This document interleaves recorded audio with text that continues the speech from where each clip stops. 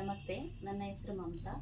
ನಮ್ಮದು ಪಗಲ್ಬಂಡೆ ಪಂಚಾಯಿತಿ, ಚಳ್ಳಕೆರೆ ತಾಲೂಕು, ಚಿತ್ರದುರ್ಗ ಜಿಲ್ಲೆ.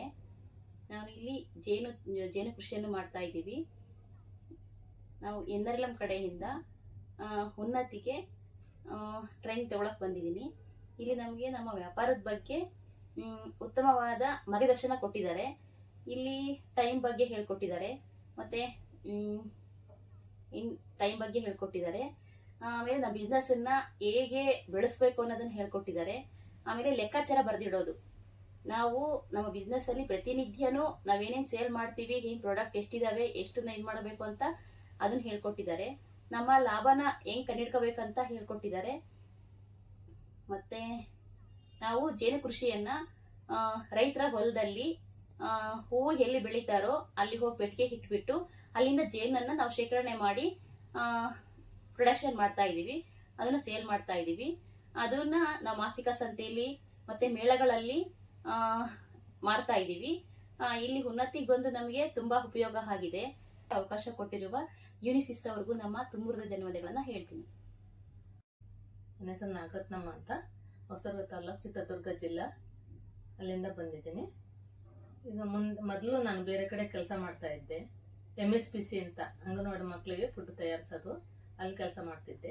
60 ವರ್ಷ ಆಯಿತು, ನೀನು ಬಿಡಬೇಕಮ್ಮ ಅಂತ ಅಂದರು. ಬಿಟ್ಟು ಬಂದು ಮನೆಗಿದ್ದಾಗ ನನಗೆ ಮನೆಗೆ ಟೈಮ್ ಪಾಸ್ ಮಾಡೋದೇ ಕಷ್ಟ ಆಯಿತು.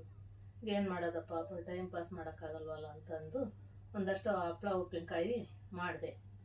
ಅಕ್ಕಪಕ್ಕದವ್ರಿಗೆ, ಪಕ್ಕದಳ್ಳಿಯವ್ರಿಗೆ ಒಂದು ಸ್ವಲ್ಪ ಕೊಟ್ಟೆ. ಟೇಸ್ಟ್ ನೋಡಿ ಚೆನ್ನಾಗಿದೆ, ಮಾಡ್ತೀನಿ, ತಗೊಳ್ರಿ, ಮಾರ್ಕೆಟಿಂಗ್ ಮಾಡ್ತೀನಿ ಅಂತ ಹೇಳ್ದೆ ಅವ್ರಿಗೆ. ಆಯ್ತಮ್ಮ ಮಾಡಿರಿ ನೋಡೋಣ ಅಂತ, ಚೆನ್ನಾಗಿದೆ ನಿಮ್ಮ ಹತ್ರ ತಗೊತೀವಿ ಅಂತ ಹೇಳಿದರು.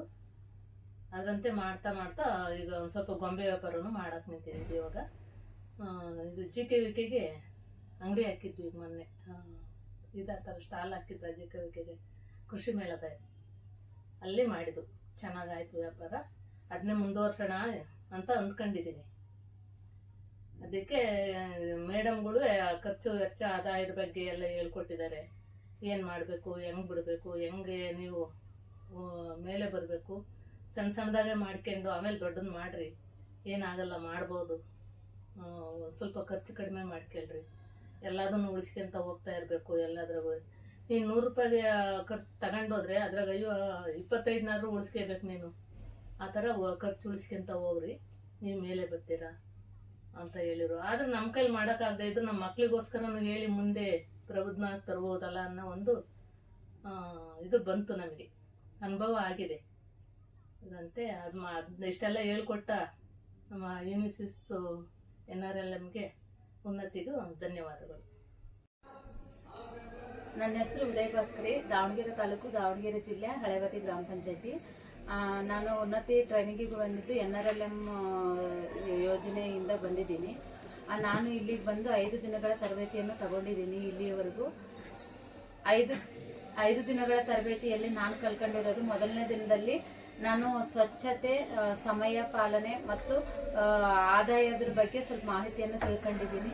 ಒಂದು ದಿನದ ಪೂರ್ತಿ ಮಾಹಿತಿಯನ್ನು ತಿಳ್ಕೊಂಡು ನೆಕ್ಸ್ಟ್ ವ್ಯಾಪಾರ ಅಂದರೆ ಏನು, ವ್ಯಾಪಾರ ಎಲ್ಲಿ ಮಾಡಬೇಕು, ವ್ಯಾಪಾರ ಅಭಿವೃದ್ಧಿ ಯಾವ ರೀತಿ ಮಾಡ್ಕೋಬೇಕು ಅನ್ನೋದನ್ನು ಕಲ್ಕೊಂಡಿದ್ದೀವಿ. ಮತ್ತು ನಾವು ಇಲ್ಲಿಯವರೆಗೂ ನಂದು ಉದಯ ಸಂಜೀವಿನಿ ಅಂತ food and Andhra pickles and sweets ಅಂತೇಳಿ ನನ್ನೊಂದು ಸಣ್ಣದಾಗಿ ಒಂದು ಬಿಸ್ನೆಸ್ ಇದೆ.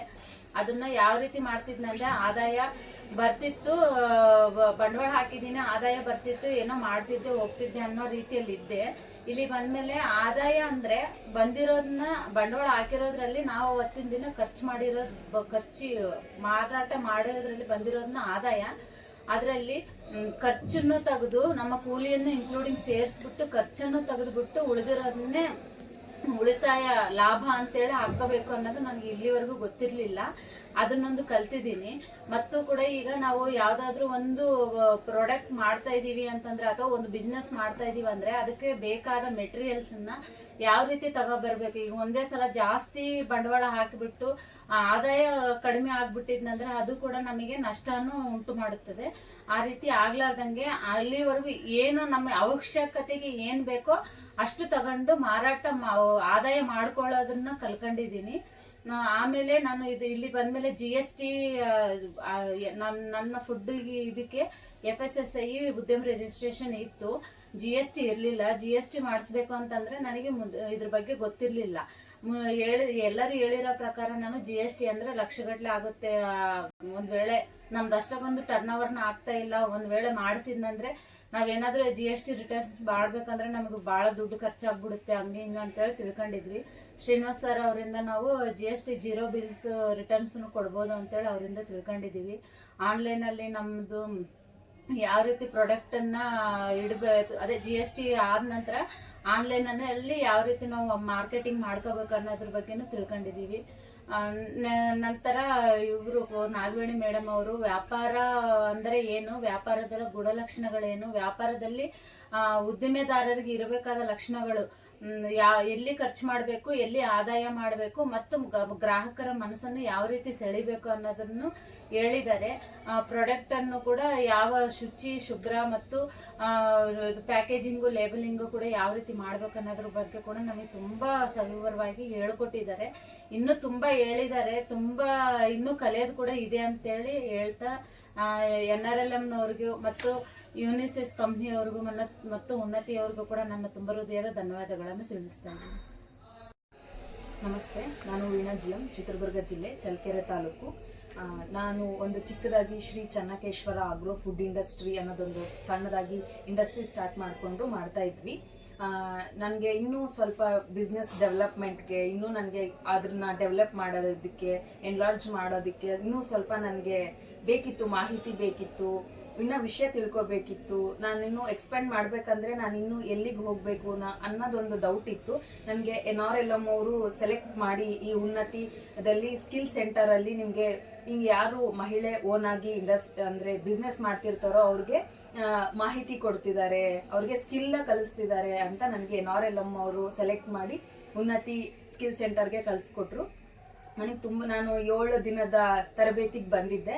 ಇವತ್ತಿಗೆ 5 ಡೇಸ್ ಆಗಿದೆ. ಆಕ್ಚುಲಿ ನಾನು ಶೆಡ್ಯೂಲ್ ಇದ್ದಿದ್ದೆ 4 ಡೇಸ್ ಅಂತ ಬಂದಿದ್ದೆ. ನಾನು ಆಕ್ಚುಲಿ ನನಗೆ ಚಿಕ್ಕ ಮಗು ಇದೆ, ಹಂಗಾಗಿ ಸಾಕು ನೋಡೋಣ ಅನ್ನೋ ತರ ಬಂದಿದ್ದೆ ನಾನು. ಇವತ್ತು 5 ದಿನ ಆಗೋಯ್ತು. ಆಗ್ಲೇ ನನಗೆ ಹೋಗ್ಬೇಕು ಅಂತ ಅನ್ನಿಸ್ತಾನೂ ಇಲ್ಲ. ನನ್ಗೆ ಇನ್ನೂ ತಿಳ್ಕೋಬೇಕು ಇವ್ರು ಇನ್ನು ಏನ್ ಹೇಳ್ಕೊಡ್ಬೋದು, ಪ್ರತಿಯೊಂದು ಹೊಸದ್ ಕಲಿತಾ ಇದ್ದೀನಿ ನಾನು. ಇವ್ರದ್ದು ಎಷ್ಟು ಉತ್ಸಾಹ ಇದೆ ಅಂತ ಅಂದ್ರೆ, ನಾವು ಕೇಳೋರು ಟೈರ್ಡ್ ಆಗ್ತಾ ಇದೀವಿ. ಅವ್ರು ಬರ್ತಿರೋರು ಏನು ಬೆಳಗ್ಗೆ 8:30 ಕ್ಲಾಸ್ ಸ್ಟಾರ್ಟ್ ಆಗುತ್ತೆ, ನೈಟ್ 8:30ವರೆಗೂ ಕ್ಲಾಸ್ ಇದ್ರು ಕೂಡ ಅವ್ರು ಅಷ್ಟೇ ಖುಷಿಯಿಂದ ನಮಗೆ ಪಾಠ ಮಾಡ್ತಿರ್ತಾರೆ. ನಾವು ಆಕ್ಚುಲಿ ಪಾಠ ಮಾಡೋರು ಆರಾಮಾಗಿರ್ತಾರೆ, ನಾವು ನಮ್ಮ ಮುಖ ಸಪ್ಪೆ ಆದ ತಕ್ಷಣ ಪ್ಲೇ ಮಾಡಿಸ್ತಾರೆ, ನಮ್ಗೆ ಆಕ್ಟಿವಿಟಿ ತೋರಿಸ್ತಾರೆ. ನಮ್ ಇಡೀ ಗಮನನ, ನಮ್ ಕ್ಯೂರಿಯಸ್ನ ಅವ್ರ ಕಡೆಗೆ ಎಳ್ಕೊಂಡು ನಮ್ಗೆ ಇವ್ರು ಇನ್ನೂ ಕಲೀಲಿ ಅಂತೇಳಿ ನಮ್ಮಲ್ಲಿ ತುಂಬಾ ಇಂಟ್ರೆಸ್ಟ್ ಇಂದ ಪ್ರತಿಯೊಂದು ವಿಷಯನೂ ಹೇಳ್ಕೊಡ್ತಿದ್ದಾರೆ. ನಂದು ಏನು ಸ್ವಲ್ಪ ಇಲ್ಲಿ ಬಂದು ಏನು ನಾನು ಕಲ್ತಿದ್ದೀನಿ, ನಾನು ಏನ್ ಚೇಂಜ್ ಮಾಡ್ಕೋತೀನಿ ಅಂದ್ರೆ, ಕೆಲವಿತ್ತು ಈ ಬಿಸ್ನೆಸ್ ಅಂದ್ರೆ ಸ್ವಲ್ಪ ಬ್ಯುಸಿ ಟೈಮು, ಕೆಲವೆಲ್ಲ ಮ್ಯಾನೇಜ್ ಮಾಡಕ್ ಆಗ್ತಾ ಇರಲ್ಲ. ಈ ಎಷ್ಟು ಹಣ ಬರ್ತಿದೆ ಎಷ್ಟು ಹೋಗ್ತಿದೆ ಅನ್ನೋದು ಮ್ಯಾನೇಜ್ಮೆಂಟ್ ನಾನು ತಲೆನೇ ಕೆಡಿಸ್ಕೊಂಡಿರ್ಲಿಲ್ಲ. ಅದ್ರ ಬಗ್ಗೆ ಟೀಚರ್ಸ್ ಎಷ್ಟು ಚೆನ್ನಾಗಿ ಹೇಳಿದಾರೆ ಅಂದ್ರೆ, ಇಲ್ಲ ನೀನ್ ಹೆಂಗ್ ಬಿಸ್ನೆಸ್ ಮಾಡ್ತೀಯ ಅನ್ನೋದ್ಕಿಂತ ನೀನ್ ಹಣನ ಹೇಗ್ ಉಳಿಸ್ತಿದ್ಯಾ, ಅದರಿಂದ ಹೇಗೆ ನೋಡ್ಕೊಂಡು ಹೋಗ್ತಿದ್ದೀರಾ, ಹೇಗೆ ಹಣನ ಬ್ಯಾಲೆನ್ಸ್ ಮಾಡ್ತಿದ್ದೀರಾ ಅನ್ನೋದೇ ವಿಷಯ. ನಾನು ಬರೀ ಬಿಸ್ನೆಸ್ ಮಾಡೋದು ದೊಡ್ಡದಲ್ಲ, ಅದನ್ನ ಉಳಿಸ್ಕೊಂಡು ಇಗ್ಗಿಸೋದು ದೊಡ್ಡದು ಅಂತ ಹೇಳ್ಕೊಟ್ರು. ನಾನು ಇಲ್ಲಿಂದ ಟ್ರೈನಿಂಗ್ ಮುಗಿಸ್ಕೊಂಡು ಹೋದ ತಕ್ಷಣ ಫಸ್ಟ್ ನಾನು ಲೆಕ್ಕ ಬರೀಲಿಕ್ಕೆ ಸ್ಟಾರ್ಟ್ ಮಾಡ್ತೀನಿ. ಕಷ್ಟ ಆಗ್ಬೋದು, ಹೇಳ್ಕೊಟ್ಟಿದ್ದಾರೆ. ನನ್ನ ಪ್ಲಾನಿಂಗ್ ಮಾಡ್ತೀನಿ, ಹಣ ಹೇಗೆ ಖರ್ಚು ಮಾಡಬೇಕು, ನಂದು ಏನು ಪ್ರಾಡಕ್ಟ್ ಬಂತು ಹೋಯ್ತು ಅನ್ನೋದನ್ನ ನಾನು ಲೆಕ್ಕ ಬರೆಯೋದನ್ನ ಸ್ಟಾರ್ಟ್ ಮಾಡ್ತೀನಿ. ಸ್ವಚ್ಛತೆ ಬಗ್ಗೆ ಹೇಳಿದ್ದಾರೆ, ನಮ್ಮ ಎಮೋಷನ್ಸ್ನ ಕಂಟ್ರೋಲ್ ಮಾಡೋದೇ ಹೇಳ್ಕೊಟ್ಟಿದ್ದಾರೆ. ಮತ್ತೆ ನಾನು ಇಲ್ಲಿ ಗಮನಿಸ್ತೀನಿ, ಎಲ್ಲರೂ ಇಂಗ್ಲೀಷಲ್ಲಿ ಎಷ್ಟು ಚೆನ್ನಾಗಿ ಮಾತಾಡ್ತಾ ಇರ್ತಾರೆ. ಅದು ನಿಜವಾಗ್ಲೂ ಬಿಸ್ನೆಸ್ಗೆ ಲ್ಯಾಂಗ್ವೇಜ್ ಕೂಡ ತುಂಬಾ ಇಂಪಾರ್ಟೆಂಟ್. ನಾವು ಬರೀ ಕರ್ನಾಟಕದಲ್ಲಿ ಅಷ್ಟೇ ಬಿಸ್ನೆಸ್ ಮಾಡಲ್ಲ, ಎಕ್ಸ್ಪಾಂಡ್ ಹೊರ್ಗಡೆನೂ ಮಾಡ್ತೀವಿ ನಾವು. ಕನ್ನಡದಲ್ಲಿ ಒಂದೇ ಕೇಳೋದು, ಬಟ್ ಹೊರ್ಗಡೆ ಲ್ಯಾಂಗ್ವೇಜ್ ಕೂಡ ತುಂಬಾ ಇಂಪಾರ್ಟೆಂಟು. ಅವರು ಹೇಗೆ ಮಾತಾಡಬೇಕು, ನಾವು ನಮ್ಮ ಕಸ್ಟಮರ್ಸ್ನ ಹೇಗೆ ಕನ್ವಿನ್ಸ್ ಮಾಡಬೇಕು, ಇಲ್ಲಿಂದ ಅಲ್ಲಿವರೆಗೂ ಕೂಡ ಹೇಳ್ಕೊಟ್ಟಿದ್ದಾರೆ. ತುಂಬಾ ಖುಷಿ ಇದೆ ನನಗೆ ಇಲ್ಲಿ ಬಂದಿರೋದಕ್ಕೆ. ಹೋಗೋ ಪ್ಲಾನ್ ಇತ್ತು, ಬಟ್ ಕಂಪ್ಲೀಟ್ 8 ಡೇಸ್ನು ನಾನು ಕಂಪ್ಲೀಟ್ ಮಾಡ್ಕೊಂಡೇ ಹೋಗ್ತೀನಿ. ಯಾಕಂದ್ರೆ ನನ್ಗೆ ಅದನ್ನ ನಿಲ್ಸಕ್ ಆಗ್ತಾ ಇಲ್ಲ. ನನಗೆ ಕ್ಯೂರಿಯಸ್ ಇದೆ, ನಾಳೆ ಏನ್ ಮಾಡ್ತಾರೆ, ನಾಳೆ ನಾನು ಏನು ಹೊಸದನ್ನ ಕಲಿತಿದ್ದೀನಿ ಅನ್ನೋದು ನನಗೆ ತುಂಬಾ ಕ್ಯೂರಿಯಸ್ ಇದೆ. ನಾನು 8 ದಿನನೂ ಮುಗಿಸ್ಕೋತೀನಿ. ನಾನು ಕಲ್ತಿದ್ದೀನಿ, ನನಗೆ ಇದರಿಂದ ಖಂಡಿತ ಒಳ್ಳೇದಾಗಿದೆ. ಇಂಪ್ರೂವ್ ಮಾಡ್ಕೋತೀನಿ, ಕೆಲವನ್ನ ತಿಳ್ಕೊಂಡಿದ್ದೀನಿ ಹೊಸದಾಗಿ. ಆದ್ರಿಂದ ನಾನು NRLMಗೆ ಮತ್ತೆ ಯುನಿಸಿಸ್ಗೆ, ಉನ್ನತಿಗೆ ನಾನು ಈ ಮೂಲಕ ಧನ್ಯವಾದ ಹೇಳ್ತೀನಿ.